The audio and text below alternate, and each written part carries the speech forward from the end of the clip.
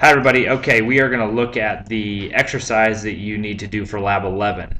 And this is posted under assignments on K-State Online, but I wanted to talk you through it a little bit. There's also a case study that's posted on K-State Online under modules.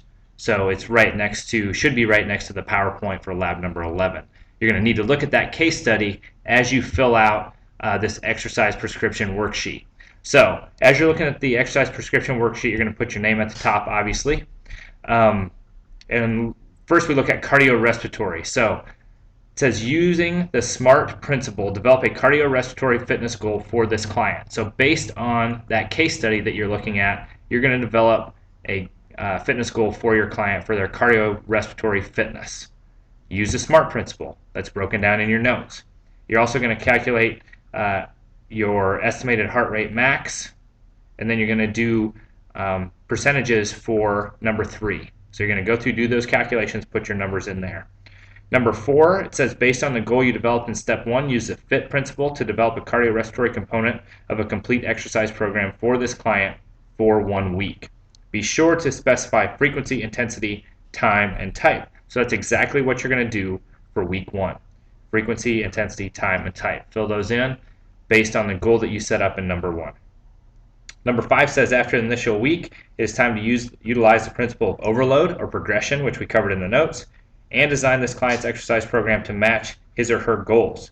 Using the FIT principle, develop a progressed cardiorespiratory component of an exercise program for this client for 3 additional weeks.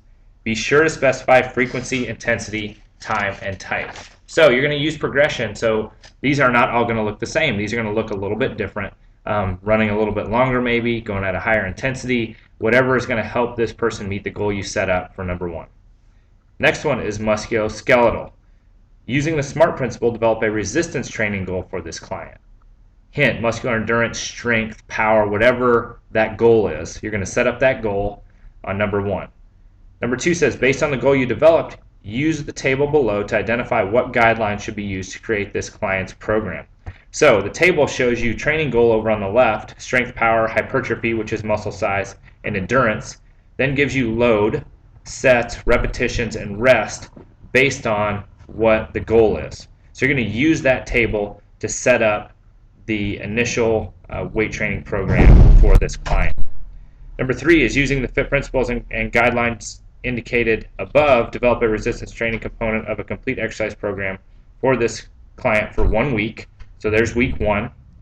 Again, you're going to specify frequency, intensity, time, and type. And then you're going to use overload and do weeks 2, 3, and 4 for their resistance portion of their workout program. The final component is flexibility. Again, you're going to develop a flexibility goal using the SMART principle. Based on the goal you developed, use the FIT principle to develop a flexibility training program for this client for 1 week. This is under number 2. Again, you're going to specify frequency, intensity, time, and type. All from your notes, right? So we have our notes, we have our person that we're setting up this program for, our case study, and based on those, you're going to be able to fill out all this information. So you're going to do the same thing with flexibility, and then complete that for 4 full weeks.